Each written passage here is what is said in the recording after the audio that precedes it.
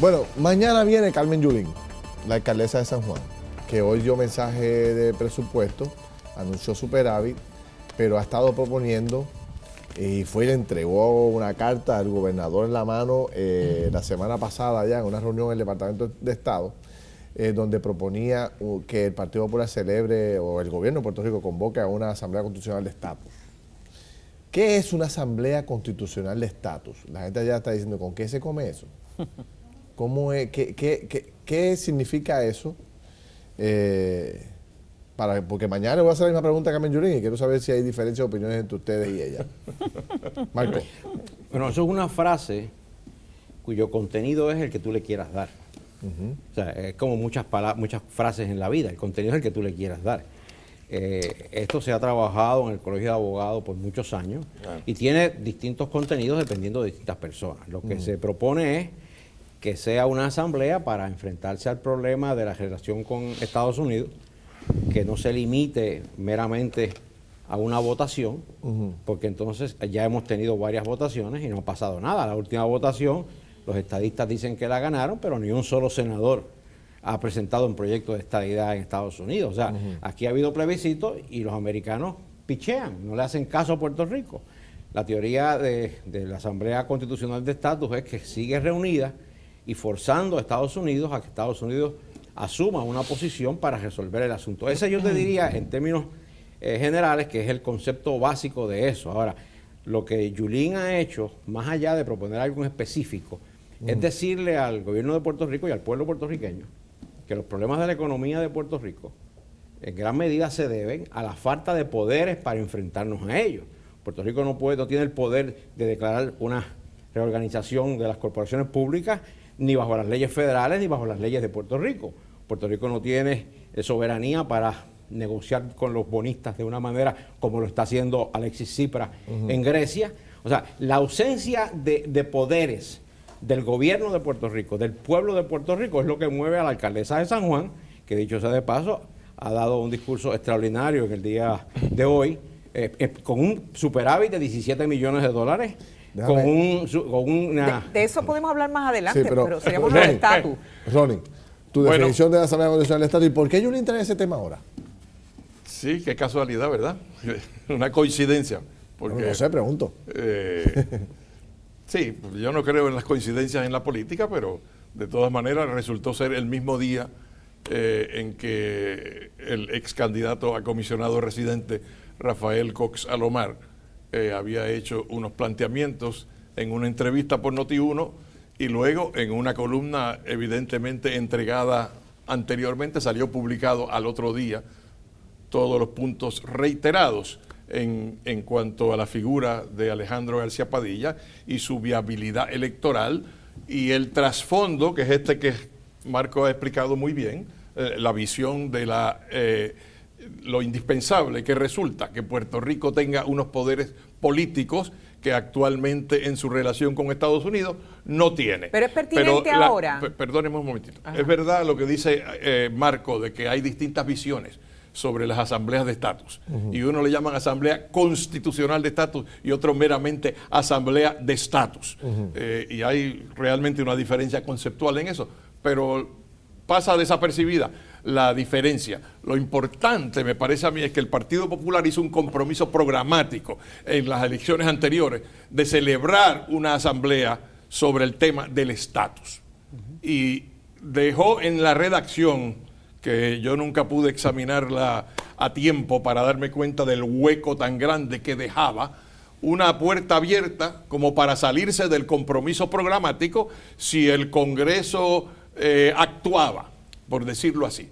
Y luego pues vino una interpretación, algo traída por los cabellos, de que el Congreso había actuado al asignar $250,000 para una campaña educativa en una consulta sobre estatus. ¿Salió ya el Partido Popular del asunto del estatus y no lo va a tocar en lo que le queda el cuatrienio? Pregunto. Bueno, yo tengo el presentimiento de que el comité constituido por 4 expresidentes que ya terminaron del partido, supuestamente su trabajo, que yo pensaba que se iba a trancar 2-2, así de puro principio de ver los nombres.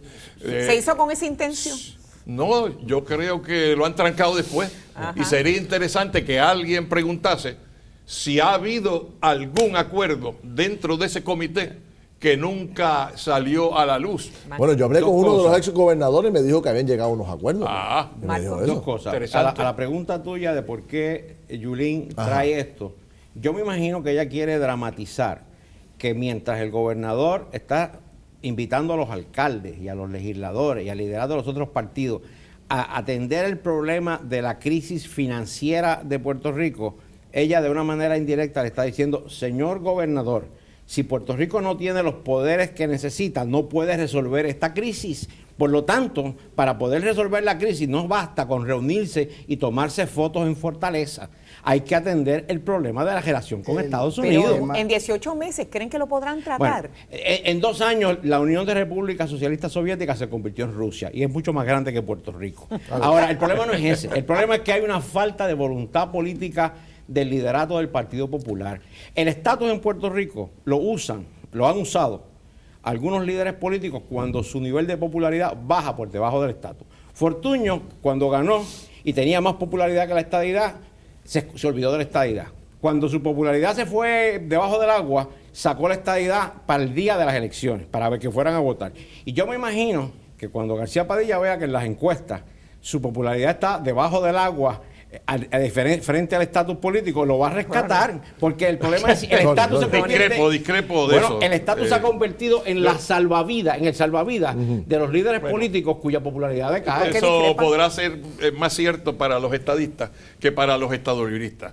Y me parece a mí que García Padilla, en la situación actual que tiene, políticamente hablando, electoralmente hablando, mirará la perspectiva de algún tipo de consulta dentro de este cuatrienio como algo muy peligroso para él. Y habrá gente que le habrán dicho que él no puede auspiciar una consulta de estatus ahora cuando el gobierno tiene sus índices de popularidad muy afectados, porque cogería una pela, por decirlo en arroz y habichuela. De manera que a mí me pareció muy bien que Carmen Yulín entregase esa carta y la enviara primero y después la repartiera, que es lo que coincide con la columna, ¿verdad? Que la repartió públicamente, la hizo pública. La semana pasada, porque yo me sentí siempre insatisfecho con el abandono del compromiso programático.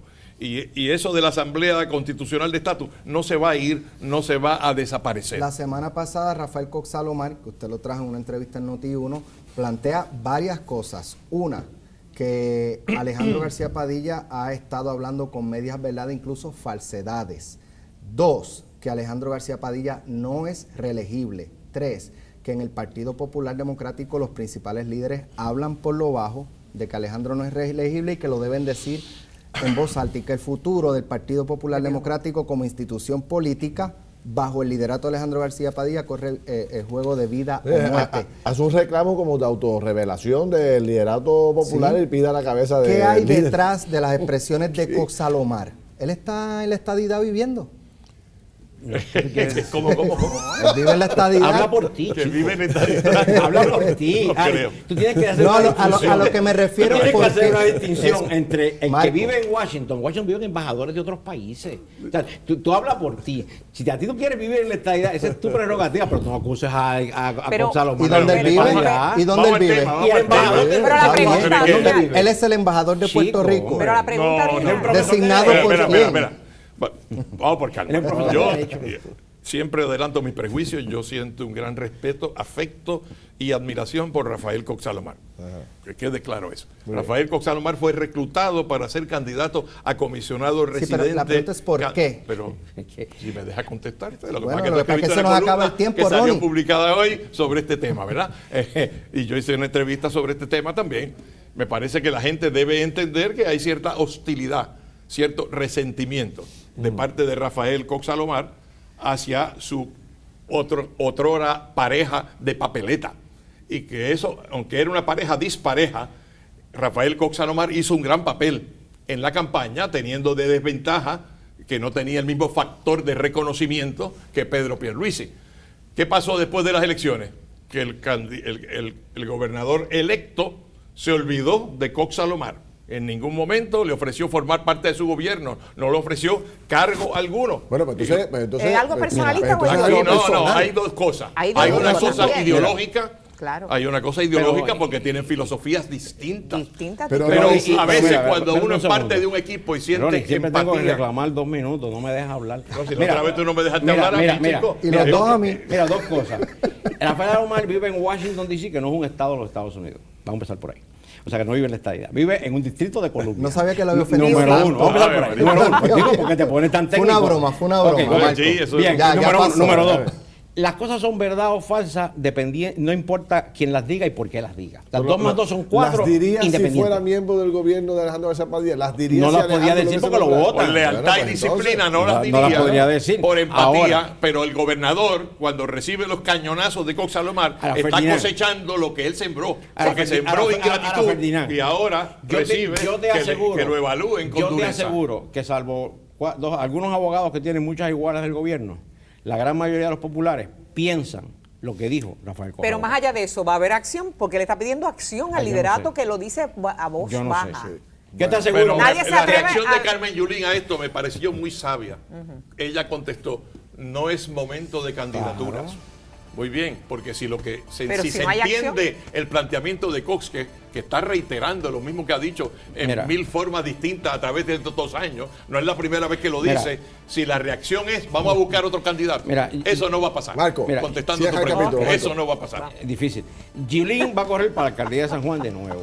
Ahora, yo dije la última vez que vine aquí y repito, es incompatible dedicarle un tiempo a una candidatura a la gobernación y atender la crisis fiscal de Puerto Rico.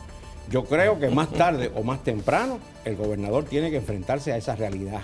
Y yo veo en el Partido Popular unas primarias entre 3 candidatos para la gobernación. ¿Cuáles son? Dime los tres nombres. Los 3 nombres, ¿los quieres saber? Sí, claro. Mira, David Bernier, Uno. Héctor Ferrer Ajá.